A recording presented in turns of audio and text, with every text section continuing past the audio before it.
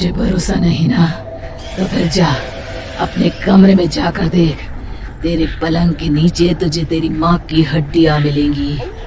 प्रभात दौड़कर अपने कमरे में जाता है और अपने पलंग के नीचे देखता है। वहां पर सचमुच एक कंकाल पड़ा हुआ था और उसके शरीर पर जो कपड़े थे वो प्रभात की माँ के थे। क्या बात है, आज तो आप सुबह से ही बहुत बिजी हैं। ऐसा क्या लिख रहे हैं? बस एक फैमिली की कहानी लिख रहा था। जैसे हमारी फैमिली है ना, तुम, माँ और मैं, लेकिन थोड़े अलग तरीके से, क्योंकि ये कहानी हॉरर है और इसमें जो आदमी है ना, मैंने उसकी बीवी को मार दिया है। मतलब कहानी में ऐसा लिखा है। और जानती हो, उसके बाद जो बीवी है ना, वो एक बुरी आत्मा बन जाती है। क्या बेटा, इस तरह की डरावनी कहानियां क्यों लिखता है तू? जानता है ना, हम जो सोचते हैं, जो लिखते हैं, हमारा दिमाग पूरा दिन वैसा ही होता रहता है।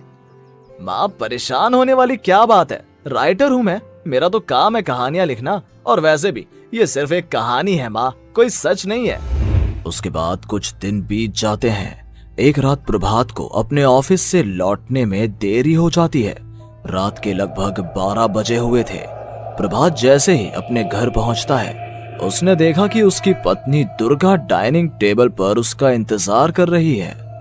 आ गए आप? कब से आपका इंतजार कर रही थी। देखिए ना, खाना भी ठंडा हो गया है। अरे दुर्गा, आज तुमने अपने इतने लंबे लंबे बालों को खोलकर क्यों रखा है? तुम तो हमेशा अपने बाल बांध कर रखती हो। वो क्या है ना प्रभात, जब इंसान अपनी जिंदगी से मुक्त हो जाता है ना, तो उसे दूसरे सारे बंधन खोल देने चाहिए। इसलिए मैंने अपने बालों के बंधन भी खोल दिए। ये तुम किस तरह की बातें कर रही हो? तुम ठीक तो हो? मैं बिल्कुल ठीक हूँ प्रभात। अच्छा चलो खाना खाओ। वो क्या है ना दुर्गा, मुझे भूख नहीं है। ऑफिस में कुछ खा लिया था। कोई बात नहीं, मैं तुम्हारे लिए एप्पल काट देती हूँ, एप्पल खा लो। नहीं दुर्गा, मुझे नहीं खाना है, मेरा मन नहीं है यार। तभी अचानक से दुर्गा अपने हाथ में एक बड़ा सा चाकू लेकर प्रभात पर हमला कर देती है। प्रभात अपने आप को बचाने की कोशिश करता है।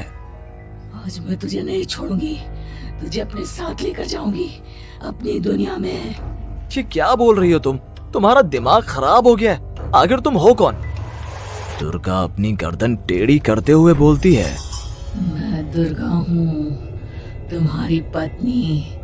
ध्यान से देखो मेरी आंखों में। प्रभात बुरी तरह से डर जाता है और घबराहट में वो चाकू अपनी पत्नी के पेट में मार देता है। उसकी पत्नी की वहीं के वहीं मौत हो जाती है और उसकी चीख की आवाज सुनकर उर्मिला दौड़ते हुए बाहर आती है। ये तूने क्या किया प्रभात? तुमने अपनी पत्नी का खून कर दिया। लेकिन तू तो उसे बहुत प्यार करता था बेटा। तूने बहू को क्यों मार डाला? माँ, ये आपकी बहू नहीं थी, इसके अंदर कोई बुरी आत्मा घुसाई थी। मैं नहीं जानता ये सब कैसे हो गया, लेकिन वो मुझ पर हमला कर रही थी, मुझे मारने की कोशिश कर रही थी। माँ, मैंने कुछ नहीं किया। ये तूने क्या कर दिया बेटा?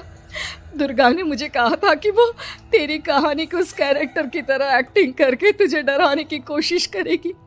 अरे वो तो तेरे साथ मजाक कर रही थी। हे भगवान, ये क्या हो गया? इसका मतलब दुर्गा। लेकिन माँ, मैंने जो कहानी लिखी थी उसमें भी ऐसा ही हुआ था।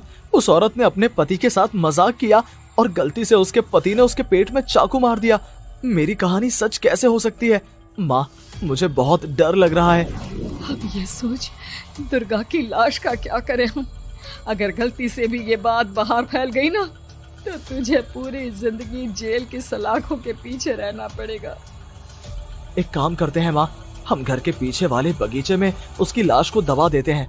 अगर कोई पूछेगा तो कह देंगे कि उर्मिला अपने मायके गई और फिर एक दिन हम भी अचानक यहाँ से कहीं दूर चले जाएंगे। कोई नहीं आएगा हमें पूछने, कोई नहीं आएगा माँ, बाद में जो होगा हम देख लेंगे।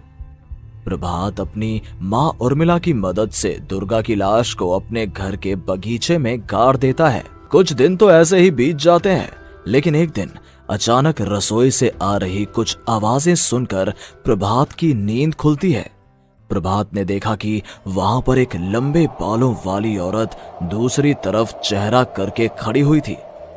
कौन है? कौन है वहां पर? अरे कौन हो तुम? मैं दुर्गा हूँ प्रभात। क्या हुआ? मुझसे इस तरह के सवाल क्यों कर रहे हो तुम? तुम दुर्गा नहीं हो सकती। दुर्गा तो प्रभात, मैं तुम्हारी पत्नी हूँ, तुम मुझे कैसे भूल सकते हो? 4 दिन के लिए मायके क्या चली गई, तुम तो मुझे भूल ही गए। अब अगली बार ना मैं कहीं नहीं जाऊंगी। पता चला तुमने तो मुझे पहचानने से ही इनकार कर दिया। नहीं, तुम दुर्गा नहीं हो सकती। तुम दुर्गा हो ही नहीं सकती। मैं जानता हूँ ये सब क्या हो रहा है। मैंने अपनी कहानी में लिखा था कि उस आदमी की पत्नी की मौत के बाद एक बुरी आत्मा उसका रूप लेकर उसके घर में आ जाती है। तुम वही हो ना? और अचानक से खूबसूरत दुर्गा का चेहरा काला पड़ जाता है। उसकी आंखें लाल हो जाती हैं और पूरे शरीर पर बाल, लंबे नुकीले नाखून, उसके दोनों पैर उल्टे हो जाते हैं और बेहद डरावनी आवाज में वो चिल्लाकर कहती है, बुरी आत्मा, मेरा खून करके मुझे अपने ही घर में गाड़ कर तू मुझे बुरी आत्मा कह रहा है? मैं तुझे छोड़ूंगी नहीं। और अचानक से प्रभात के घर में बेहद डरावनी आवाजें गूंजने लगती हैं। घर में चारों तरफ बहुत सारी बुरी आत्माएं नजर आने लगती हैं। प्रभात घबरा कर अपनी माँ को आवाज देता है, माँ कहाँ है आप? जल्दी आइए माँ, देखिए ना ये सब क्या हो रहा है। प्रभात ने देखा कि अचानक से उसकी माँ कमरे से दौड़ कर आती है। क्या हुआ प्रभात? और ये लोग कौन है? इन सब की गर्दन टेढ़ी क्यों है? इनके बाल खुले हुए।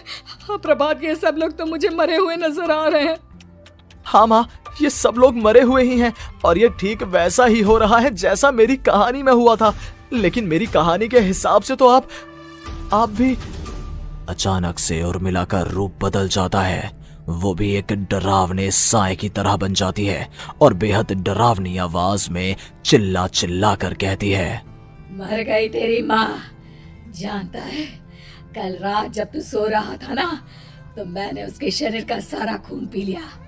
अब बस हड्डियां बची है उसके शरीर में। नहीं, ऐसा नहीं हो सकता, ऐसा बिल्कुल नहीं हो सकता। मेरी माँ नहीं मर सकती। तुझे भरोसा नहीं ना? तो फिर जा, अपने कमरे में जाकर देख। तेरे पलंग के नीचे तुझे तेरी माँ की हड्डियां मिलेंगी। प्रभात दौड़कर अपने कमरे में जाता है और अपने पलंग के नीचे देखता है। वहां पर सचमुच एक कंकाल पड़ा हुआ था और उसके शरीर पर जो कपड़े थे वो प्रभात की माँ के थे। माँ, अब मुझे कुछ करना पड़ेगा। लेकिन मेरी कहानी में लिखा था कि माँ की मौत मेरे हाथों से होगी, पर माँ तो पहले ही मर चुकी है और वो बुरी आत्मा मुझे भी मार देगी। नहीं नहीं, इससे पहले कि वो मुझे कुछ करे, मुझे उसका काम खत्म करना होगा। प्रभात अपने हाथ में बड़ा सा चाकू लेकर उस बुरी आत्मा पर हमला कर देता है जिसने प्रभात की माँ का रूप लिया हुआ था। और अगले ही पल वो नीचे गिर जाती है और उसके शरीर से खून बहने लगता है। ऐसा नहीं हो सकता, एक बुरी आत्मा के शरीर में तो खून होता ही नहीं है। तो क्या सच में मैंने अपनी माँ को मार दिया? लेकिन अभी कुछ देर पहले तो फिर वो कंकाल किसका है?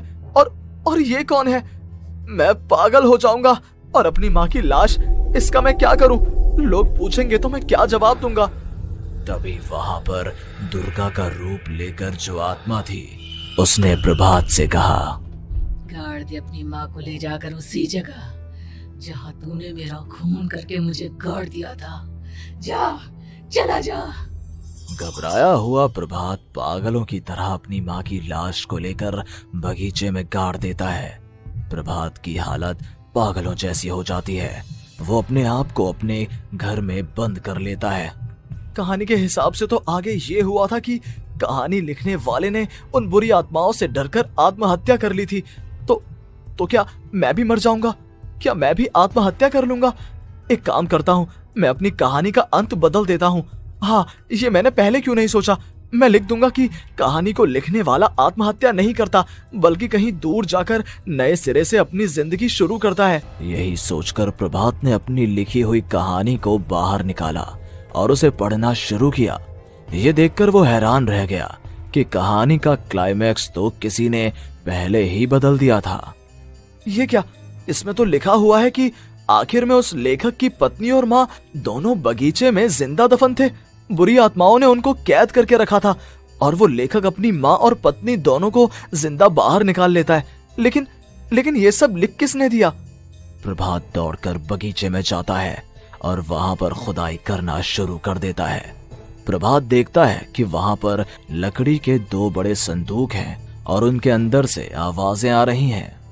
प्रभात, प्रभात बचा लो मुझे, अगर थोड़ी देर और हो गई तो वो मुझे छोड़ेगी नहीं। बेटा देखो, मैं इस बक्से के अंदर बंद हूँ, प्लीज मुझे बाहर निकालो, वो बुरी आत्मा किसी भी वक्त मुझे मार डालेगी। प्रभात वो दोनों बक्से बाहर निकालता है और अपनी पत्नी और माँ दोनों को आजाद करवा लेता है। लेकिन तभी वहां पर अचानक से एक बेहद डरावनी और खौफनाक दिखने वाली औरत आ जाती है। तुझे क्या लगा था इतनी आसानी से अपनी पत्नी और माँ को बचा लेगा? बस 5 मिनट और उसके बाद अमावस का चांद आसमान में आने ही वाला है। लेकिन तूने इन दोनों को बाहर निकाल लिया, अब तुझे मरना होगा। नहीं, मैं जानता हूँ मैं नहीं मरूंगा, और अब आगे क्या करना है ये भी मुझे पता है। प्रभात, ये बहुत खतरनाक है, हमें मार डालेगी प्रभात, चलो यहाँ से। नहीं दुर्गा, अब मुझे अच्छी तरह से पता चल चुका है कि इस बुरी आत्मा से हम कैसे पीछा छुड़वा सकते हैं। और इतना कहकर प्रभात अपने हाथ में पकड़ी हुई सिंदूर की थैली उस बुरी आत्मा के ऊपर उछाल देता है। कुछ ही देर में वो जमीन पर गिरकर राख में बदल जाती है। ये सब क्या हो रहा था बेटा? ये सब तुम्हारी लिखी हुई इस कहानी की वजह से हुआ है ना? नहीं माँ, पहले मुझे भी ऐसा ही लगा, लेकिन बाद में पता चला कि बरसों पहले हमारे इस बगीचे की जमीन के अंदर किसी को जिंदा गाड़ दिया गया था और बस उसी औरत की आत्मा हमें परेशान कर रही थी। उसी ने मेरे शब्दों में जान डालकर उस कहानी को जिंदा कर दिया था। मुझे माफ कर दो प्रभात, मैंने आपकी कहानी के साथ छेड़छाड़ की थी और उसे बदल दिया था। माफी मांगने की जरूरत नहीं है दुर्गा, तुम्हारे उस बदलाव की वजह से ही आज हम सब जिंदा हैं, क्योंकि आखिर में कहानी में वो हुआ जो तुमने लिखा था।